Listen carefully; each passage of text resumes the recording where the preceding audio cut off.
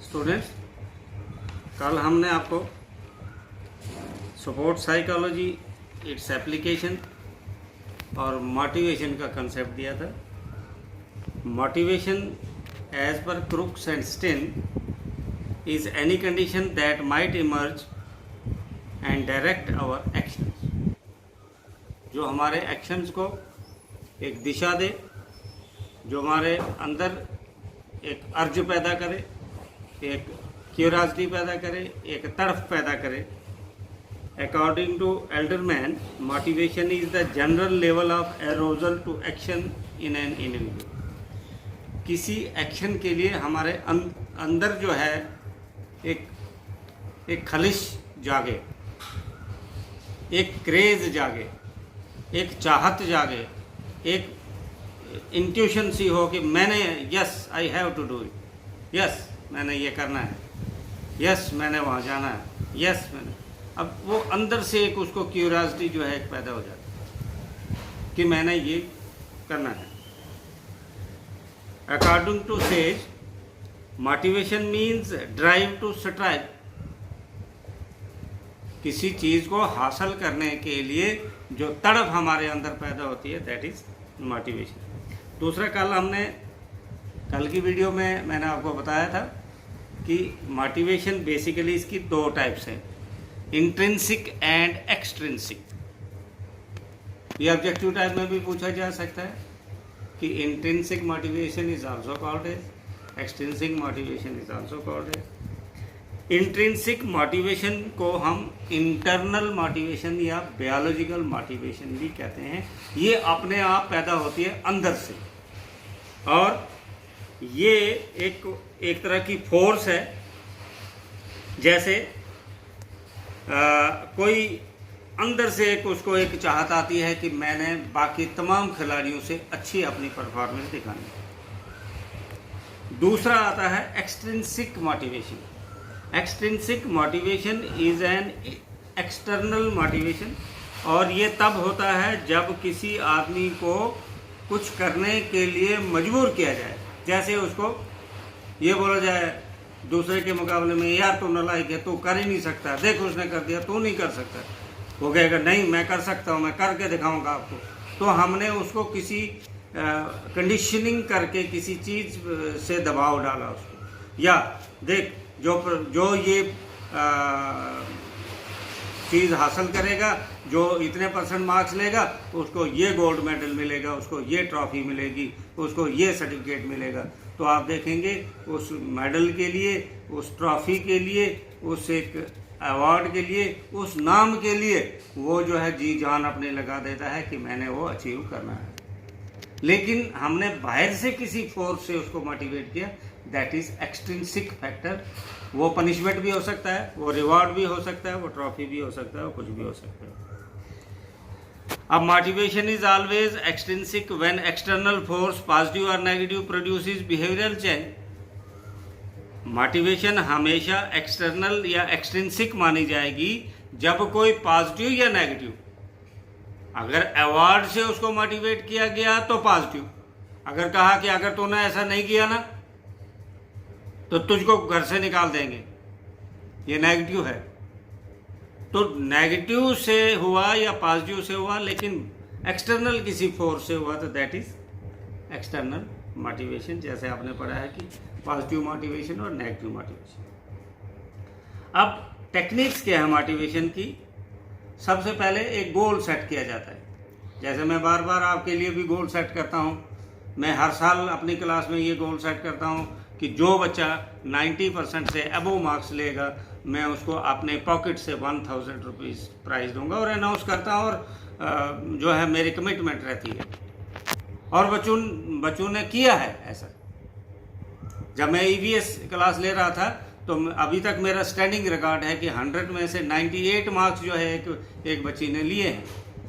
वो standing record है। Last year भी 12th क्लास में भी 11th क्लास में भी बच्चों ने बॉयज़ ने बहुत, गर्ल्स ने 92%। मैंने उनको एक चैलेंज टारगेट दिया था, क्योंकि इससे पिछले साल का जो मैक्सिमम स्कोरर था वो 92% था। तो मैंने कहा था आइदर 92 और मोर देन 92% अगर मार्क्स लाते हैं, you will get 1000 prize cash prize. तो उनको एक गोल दिया जाता है, यू हैव टू अचीव।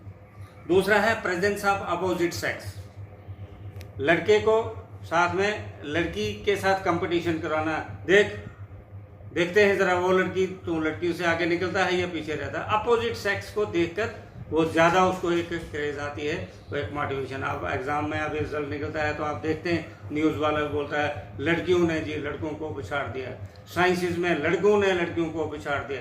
तो वहाँ पर बॉयज़ एंड गर्ल्स का जो है वो आपस में कंपटीशन रहता है, तो उससे भी हम मोटिवेशन कर सकते हैं। दूसरा, पॉजिटिव एटीट्यूड रख के।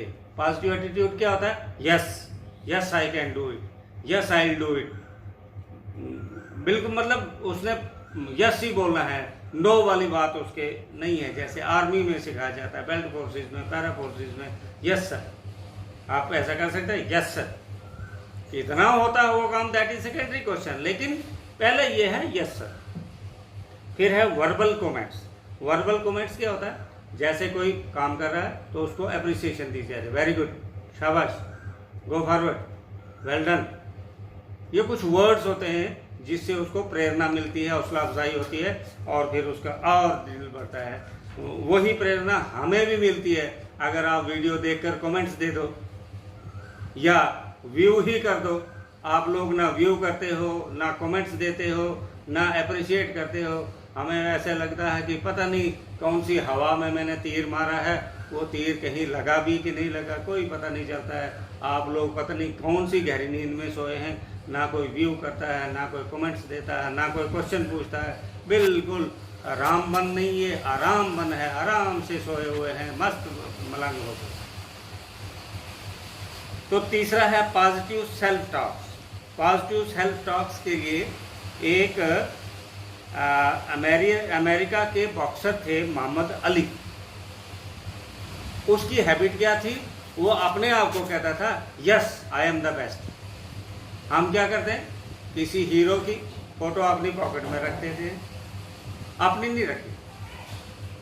हम अपने आप को इंफीरियर समझते हैं, दूसरे को सुपीरियर समझते हैं। टारगेट क्या है कि आपने अपने आप को कहना है yes I am the superior.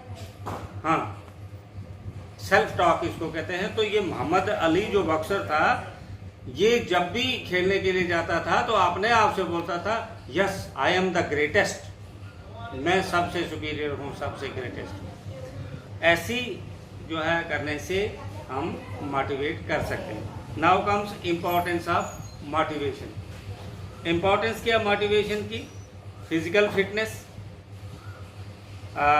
Motivation कहाँ हमें फ़ायदा देता है? फिटनेस को मेंटेन रखने में, फ्रेंडशिप को मेंटेन करने में, मेंटल रिलेशनशिप रिकॉग्निशन है, achievement, expectation, self confidence, improved appearance, mastery in skill relation, desired results and effective performance. मतलब मोटिवेशन हमें कहाँ कहाँ फ़ायदा दे सकती है? फिजिकल फिटनेस को मेंटेन करने में बेनिफिट दे सकती है, फ्रेंडशिप को डेवलप करने में मोटिवेशन एक्सीलेंट रोल अदा कर सकती है, मेंटल रिलेशनशिप रिकॉग्निशन में हेल्प कर सकती है, अचीवमेंट, जो हमने एक गोल सेट किया है उस गोल को हासिल करना, दैट इज अचीवमेंट।